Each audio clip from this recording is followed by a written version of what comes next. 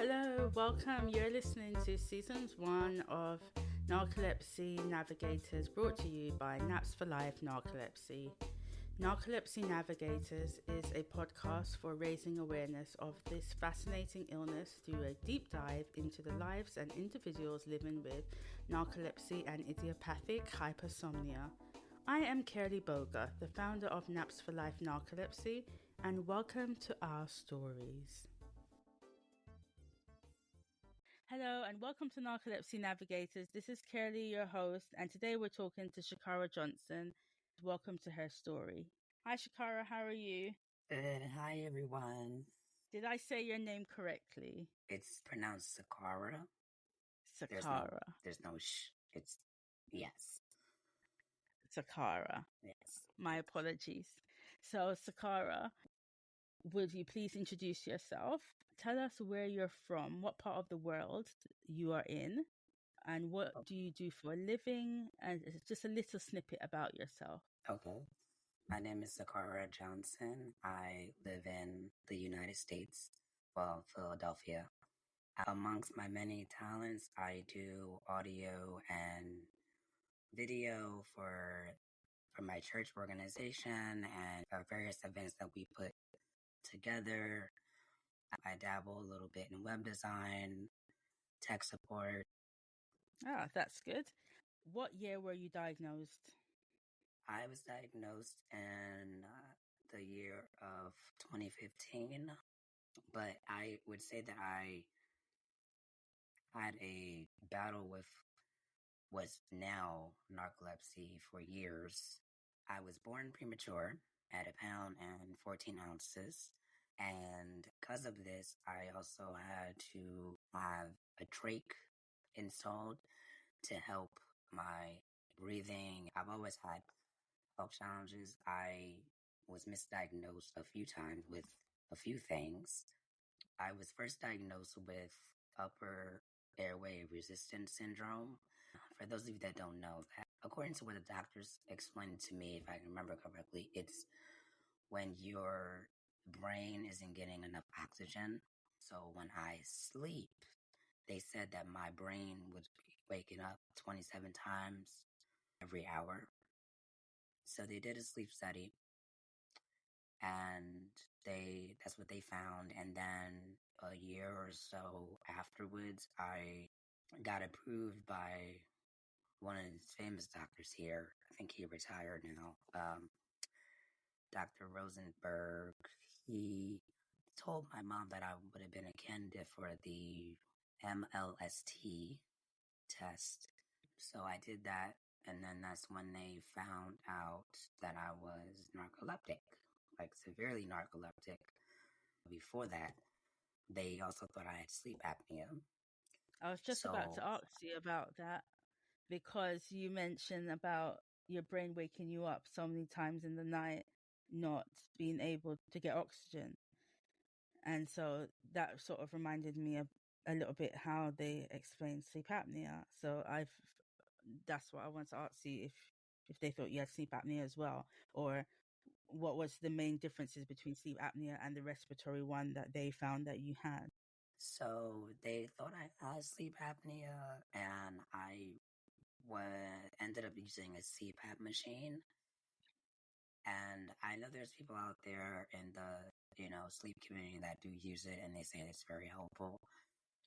But for me personally, my personal experience with it, I didn't find that it was helpful. I found that I would wake up many times in the night feeling like I was suffocating, because you're sleeping with the mask on your face, and then you have the machine, it's really loud, and I could really feel like the air being pushed into my lungs. It was like a very forceful, like push. I think they had it on like the highest setting. So a lot of times at night, I would just rip it off. I wake up in the middle of the night and just rip it off because I would be uncomfortable. So I'm not really sure if there's a difference with the sleep apnea and the upper airway resistance syndrome that I can remember.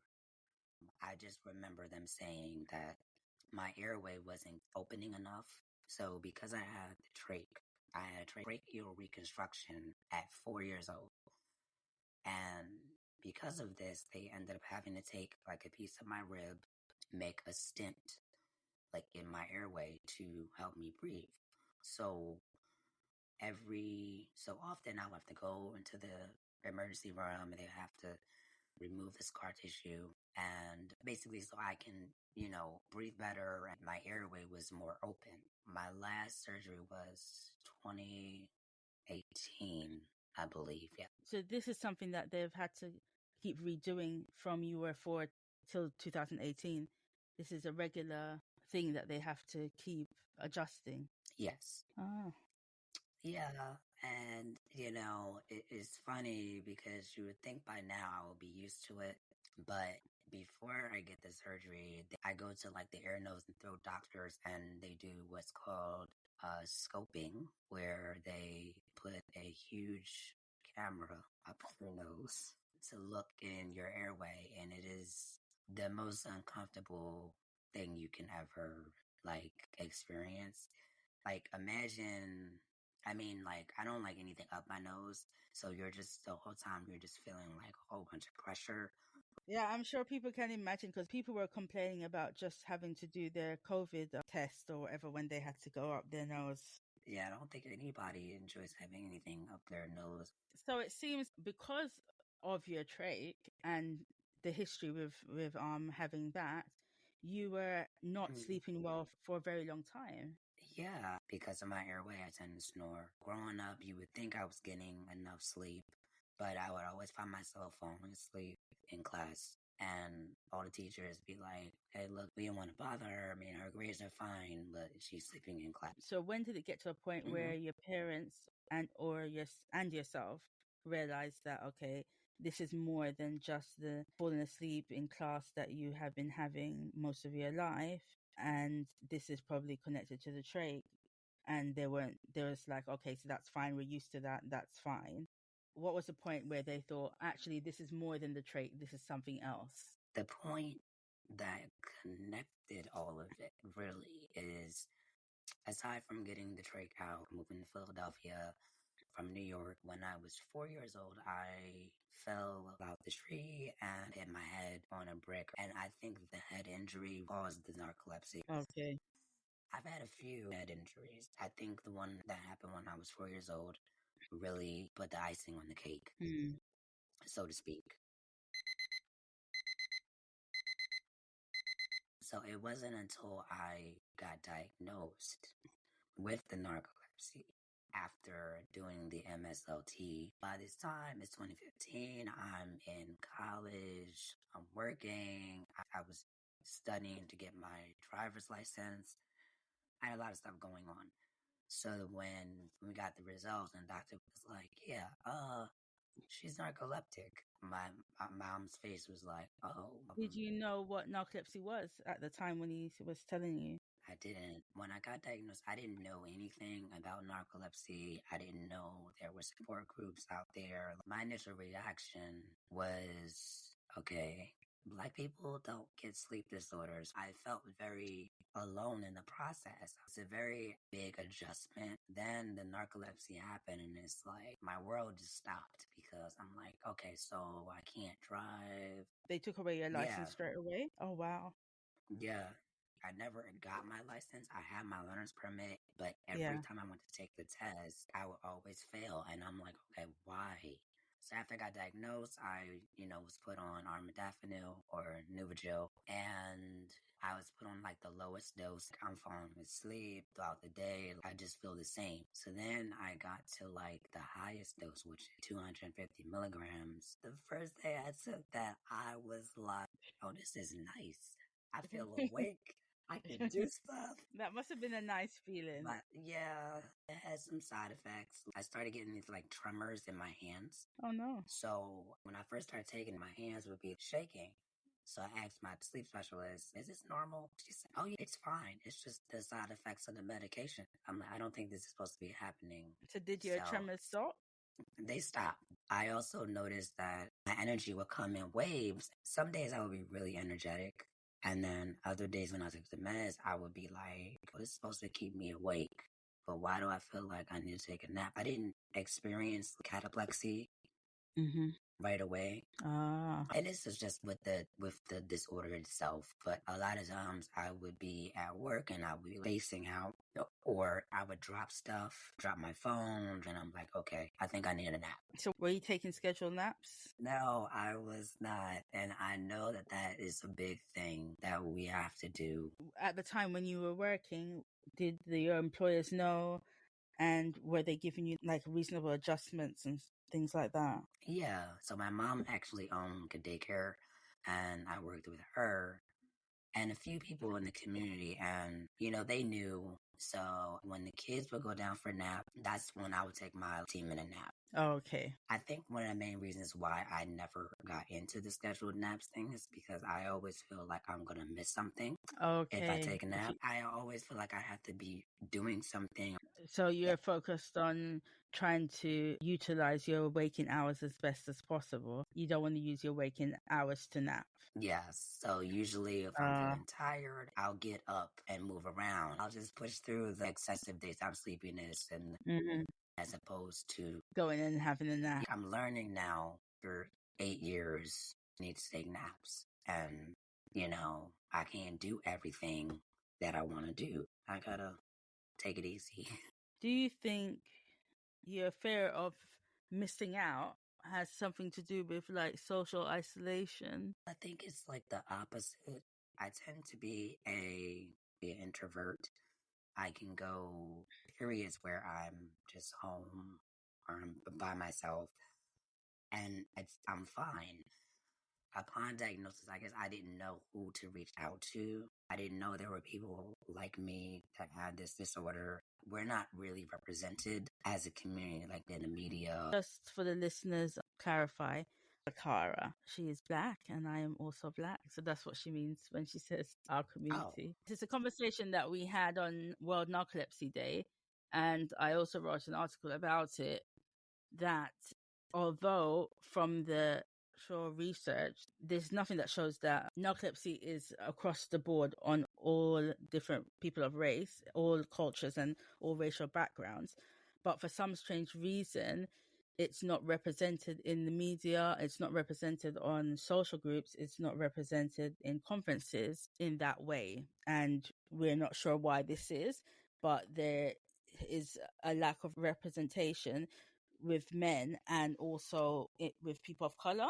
Don't know why this is, but this is what has happened. So we were discussing this on World Narcolepsy Day, and I was saying in England, there was a time when I was beginning to wonder, like I could count on one hand all the people of color at the conference, and I was wondering if someone forgot to like send out the memos to everyone. How comes the other people of color didn't attend?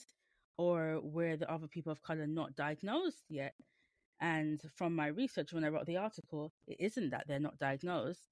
So we can only think that they just haven't found out about the conferences, or they don't know that the support is out there, or they're afraid to reach out for the support. But we want to bring more representation so that no one feels alone and no one feels that there is not someone else out there that that can relate to them on every aspect, not just on your symptoms, but also based on your cultural background as well. I think that's why it's so important for us to form our own support groups, because we need our own space. This podcast is so important, and podcasts like it, because you get to talk about different topics and you learn stuff that affects the African American community that you might not know if you are of a different race. Yes. That's true. So you mentioned earlier that when you were diagnosed, you were like, this doesn't happen to Black people. Why did you think so? Well, mainly because if it does happen to Black people, we don't talk about it. We're not really one to like go to therapy and talk about our feelings. I know for me, I tend to keep a lot of things inside. I don't, there's that stigma of going to therapy, of seeking out help, and it's like, well, I'm independent. I can do, everything on my own. I don't need, help, but you really do need a community. So when I found out I was diagnosed, I'm like, okay, well, this doesn't happen to people like me, because I've only seen people of other races have this. It just was a foreign concept. Me getting diagnosed with a sleep disorder, it's uncommon for it to happen to someone like me or someone who looks like me. Yeah. So that was my initial thinking. Which I think it's good that we mentioned this, because I think there might be other Black people out there who might be thinking the same thing, like this doesn't happen to us. And it does. It happens to anyone. And so we have to normalize it. And I hope this helps and people know that. And it's not going to have to, we're not going to have to wait until some famous person's daughter or child gets narcolepsy for there to be suddenly representation of it in the media for people of color. And then they'll all of a sudden people will get on board and start paying attention in that respect. Yeah, we have to normalize talking about it. But yes, in our spaces, yes, we are taught, to push through things. And, if you're tired, you're working too hard and things like that. And these sorts of concepts will make it harder for people to get diagnosed, because you will think there's nothing wrong with you and you just have to keep pushing through it. And you might not think to ask for help. We have to take that away. And so people should feel, if you are feeling sleepy, your body, if something feels not right to you and you think, this has never happened to me before, I'm not sleeping well at night, or I'm sleeping too much in the day, and this never used to happen to me before. I used to be very energetic, very functional. It's okay to mention to your doctor that you're feeling unwell, or you don't feel yourself, and ask for a sleep study to be done, and just to check if everything is okay. It's okay to ask for help. So how did your family take your diagnosis? Were they supportive, like your siblings and your parents? Yes, I come from a very supportive family. My mom and my dad were very supportive, my siblings as well. When I did start doing advocacy work, attending support groups with Project Sleep and the Narcolepsy Network and all the other ones, they were very supportive. It's crossed over into my community, because when I found out I had it, I was like, okay, well, should I tell everybody? I was kind of skeptical to tell everyone. I have a very supportive family and very supportive spiritual community as well. So that is always a plus. That's good. And I'm learning, when I'm pushing myself too hard, to just be like, okay, you need a break. It's okay to miss out on a few things now and then. Yes. And so the people at church, you were saying they also were supportive as well? Yes, very supportive. We've done group meditations to help as well. And it's just a blessing to have the support that I do. I know everybody doesn't have that. Yeah, that's good. I'm glad you had a more positive experience. I used to have some people say, I remember when I was just diagnosed, things like, oh, you haven't, you're not praying enough. That's why God won't heal you, and things of that nature. Yeah. I remember that was very annoying when you're much younger and you're just starting growing in your faith. You don't have the the backup words or what to say back to someone when they say something like that to you. Like now, I know what I would say, but back then I just sort of didn't know. And I remember that I used to, because of things like people saying weird things like that to me, I used to always be praying to be cured. And we know that narcolepsy is not it's an incurable disease. I used to pray all the time to be cured from narcolepsy. It wasn't until I started to accept. I remember when there was a season and I just gave it all to God, and I stopped praying for being cured, and everything changed. It was just amazing. It's like I was carrying like a bus on my shoulders. And then I stopped praying for a miracle and stopped praying to be cured. And it's like a weight just lifted off my shoulders. I just started to accept the disease for what it was.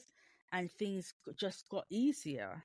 And doors started to open in different places that I didn't see these doors opening before. And I started to realize that not everybody is cured from their disease, not in the Bible, not in life. Some people do get those miracles and they're cured from cancer and things like that. But that's not everybody's story. Sometimes God can use you in your ailment to bless so many people that he wouldn't be able to, or he wouldn't have had the opportunity to use you in that way if you were well. Right. Yeah. No, I totally agree. I remember this one meditation we did, and I remember one of the community members coming to me and telling me, like, do not be afraid of your condition, your narcolepsy. It is a blessing. And I didn't understand what she meant at the time because of narcolepsy and because of how I've accepted it and I'm handling it. It has become a blessing, and I know that it's not something that I can change. And that was one of the things that I was so concerned about when I first got diagnosed. I'm like, okay, well, how can I control this? How can I change it? Like, and I had to come to terms with that. I had to, like you said, I had to accept it.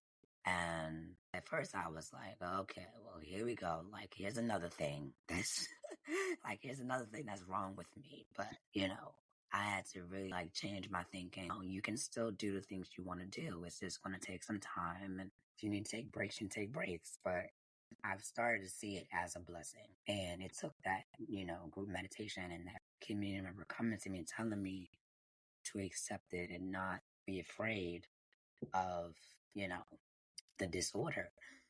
So I totally understand what you're saying. I like what you said. You just have to take your time. Have you ever been in a car with someone in the passenger seat or something in a car, and you're driving, and then you drive up next to another car, and this person is like in a rush, like they're in a hurry, and they're trying to like beat the lights or whatever to go where they're going, and then they're driving like really fast and like trying to overtake people. And then, like 5 minutes later, you reach a red light and you turn and you see that you haven't been you're in the passenger seat, but your driver is not driving extra fast or anything. And then you end up at the lights back next to the same person that you were next to before. Like Yeah. they were, it's so funny because they were in such a hurry and doing the most to, to beat everything. Yeah. And then you both end up at the same destination. And I think it's almost like Yeah. understanding that, like you'll have your list or you have your things that you need to accomplish in life. We're all getting to the same destination. It's just like some of us are getting to there faster than others or whatever. And sometimes you don't even need to rush because you ended up there at the same time as everyone else, regardless of rushing or not rushing. You still Yeah. going to end up at the traffic lights together. So, yeah. Yeah. Let's talk about relationships. How has narcolepsy affected your relationships, if it has at all, or dating life? It's funny you ask me that because people ask me this all the time. I would say that it has. There was only like one relationship that it's affected because all the other ones I didn't have narcolepsy at the time. Thinking back on it, it was just like a lack of understanding in the relationship with, what was going on. And it was a lot of like outside opinions on my condition and what I should do and how my partner should help or like how they should or shouldn't have to deal with the fact that I had this disorder that I couldn't control. And I remember my partner's friends and stuff saying like, okay, well, why can't she stay awake? Or why is she sleeping? Or why does she talk like that? Or why, it was always something. Like, obviously you can't control the narcolepsy, but did it make you sort of feel like, or like you were bringing all the issues or whatever, because they kept saying, oh, why can't you do this? And why can't you do that? So obviously you must be the problem then. Yeah. All the stuff is on you. Yeah, it definitely made me feel, insecure, battle with like low self-esteem. It was always a thing of like, oh, well, you're sweet, but you're too nice.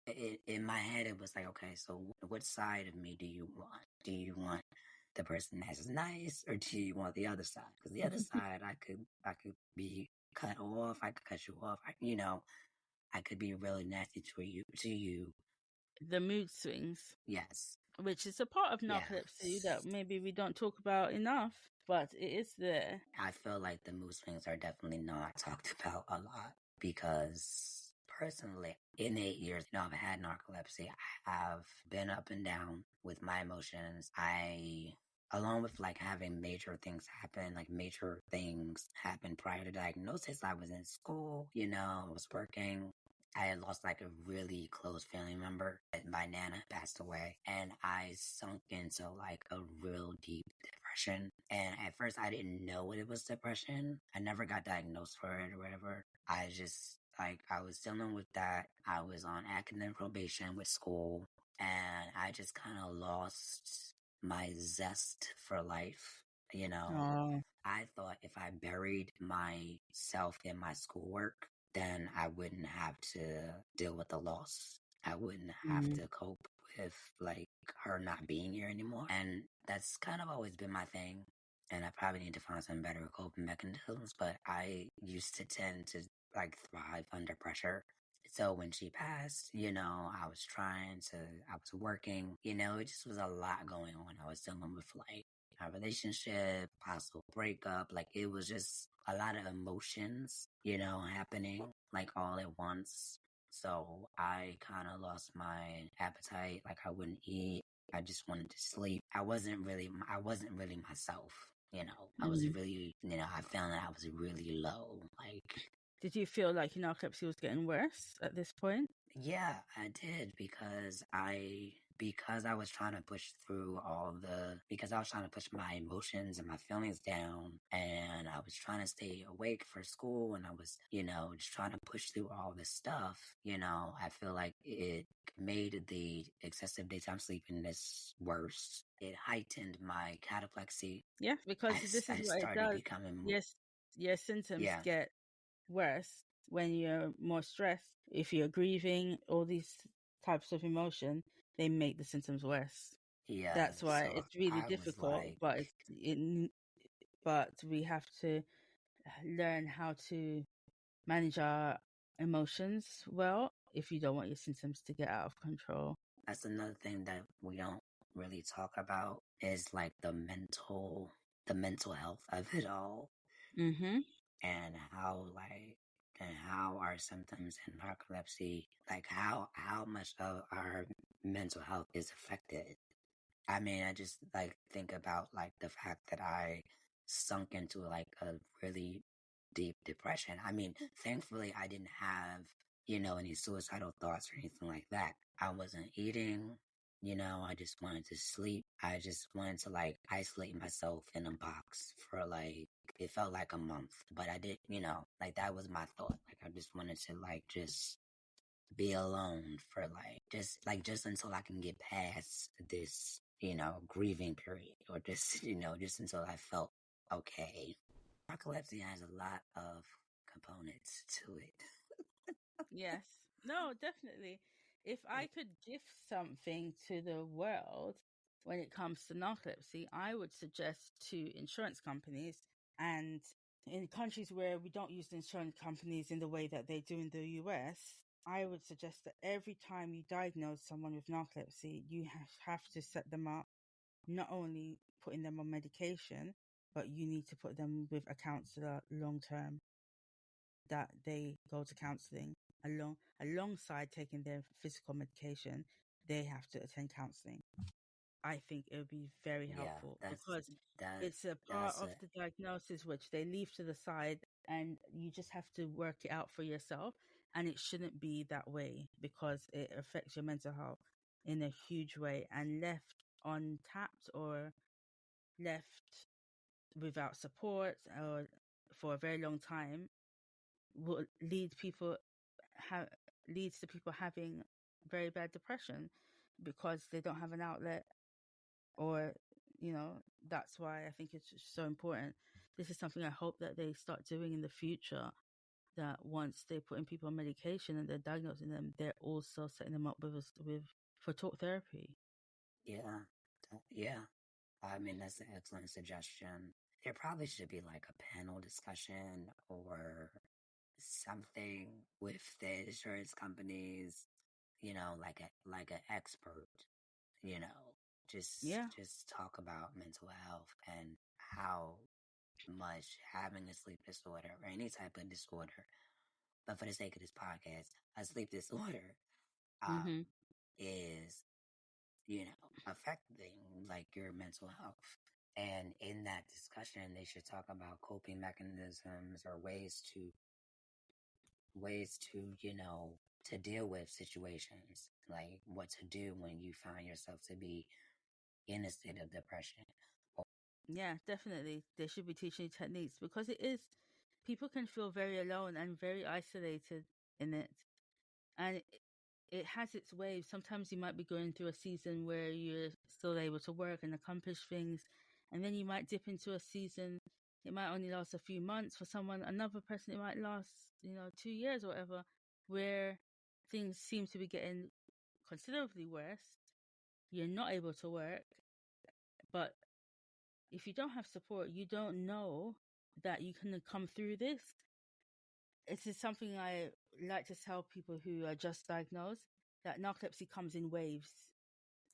It's not just one, it doesn't stay like one thing for the whole time. So you might just be diagnosed and you might take your medication and you feel fantastic on top of the world and you're fine. That's great. But this is not going to be your experience with narcolepsy for the rest of your life. It's going to be like this for a season, and then the season is going to change. But no one can tell you when that season is going to be or how long it's going to be before it changes. And then you're going to have a dip, and then it's going to go up again, and then you're going to have another dip.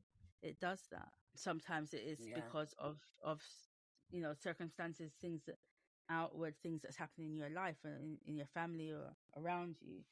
And sometimes it has nothing to do with any of that, and it just does its dip, and you have to deal with it. But knowing that it's not going to stay wherever it's at the moment, whether that's low or high, it's not going to stay there forever. It's really important to know. So when you do drop into the lows of it, you don't have to worry because it's going to move out of it. It's just no one can tell you when. This season is not going to be forever. It will change again because that's just how it works. It keeps changing. It has a way of keeping you on your toes. Do you think that having narcolepsy makes it harder to date? I find that it does. It does. Well, just in general, I do think it does. Because a lot of times you might not want to disclose that you have that you have narcolepsy, you have a sleep disorder. And then there's also the social aspect of it. It's like, okay, well, if you do meet someone, you have to tell them that you have narcolepsy. And then it's like you're out, and then it's kind of like this social anxiety thing of like, oh my God, what if I'm out on a date and have a cataplectic episode, or I'm dropping stuff, or it kind of like embarrassment. And so, I mean, I think it can be very isolating. It can be very difficult to date. Because I was saying there's a lot of like misconceptions about dating with narcolepsy. And, a lot of people think, oh, you just fall asleep all the time, or you just like, do you just fall asleep randomly? Like, I remember that was one of the main questions I got from, this partner's friends, like, oh, so do you just randomly fall asleep? And I'm like, no, it's much deeper than that. Like, the issue is not falling asleep. The issue is staying asleep. Yeah. And, managing the day to day. I would encourage people who do not have narcolepsy.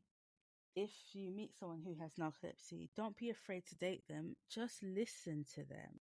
What you should ask them is, how does narcolepsy affect you, and what can I do to help, if anything?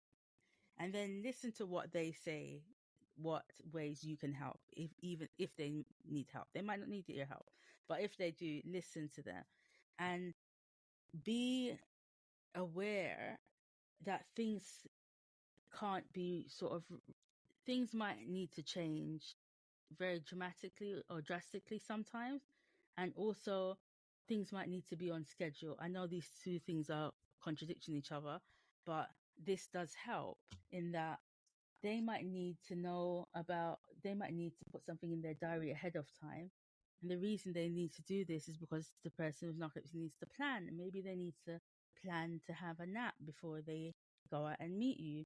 So they can't spontaneously just go on a date anytime or any day you want, because they might need to plan to make sure that they're napping and everything. So that's important.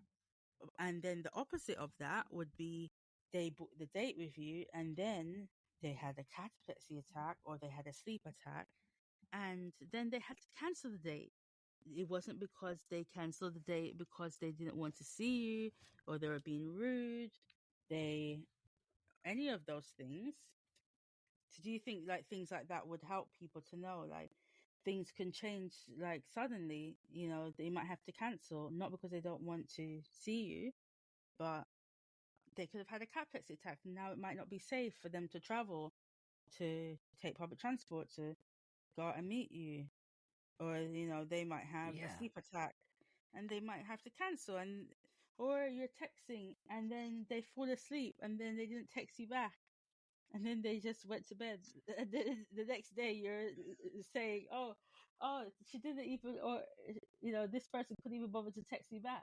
But it wasn't that, but because they fell asleep. This is the reason why I tend to try to disclose early, because I find that if I don't disclose early and I try to keep the secret to myself, this is what happens to me. I fall asleep on people. I do this, and then they think that I'm ignoring them and stuff like that. And I wasn't ignoring them. It's just that I fell asleep. Then I didn't remember that I was texting them before. So, that time has passed. We reached the next day. I totally forgot that even happened. And then people start to think that you're being rude, and you're not being rude. Yeah, no, that is something I am famous for, my bad texting or falling asleep mid-text.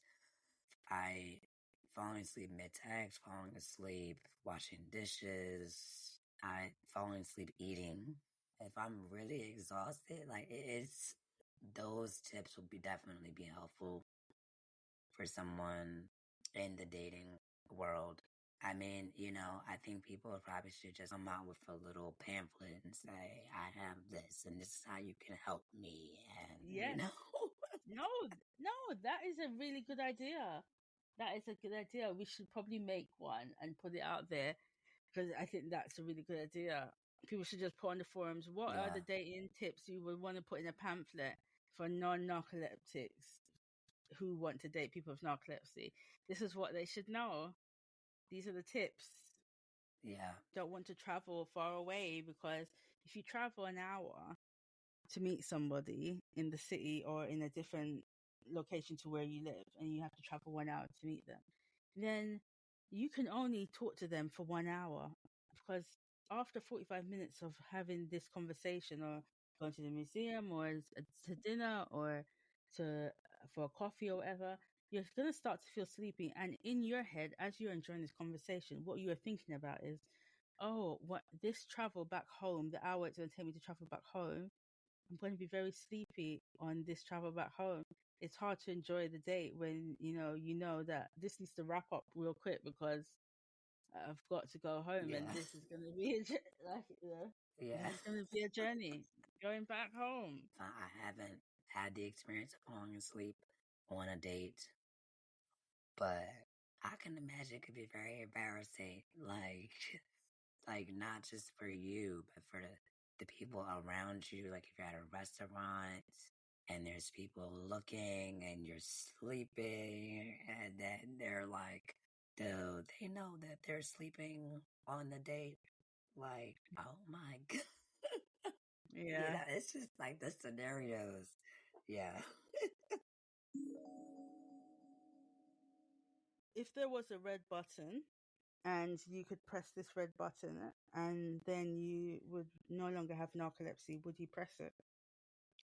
No.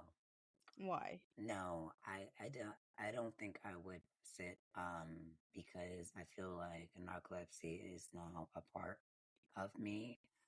I've accepted that it's a part of me, and it has opened doors for me. It has led me to a better understanding of myself. And it has, given me the opportunity to learn how to take better care of myself, to monitor my sleep, make sure I'm eating health. So no, I would not press the red button. Even though if I was in a situation I was tempted to, I don't think I would. So narcolepsy has benefited you now and has taught you how to take better care of yourself. I like that.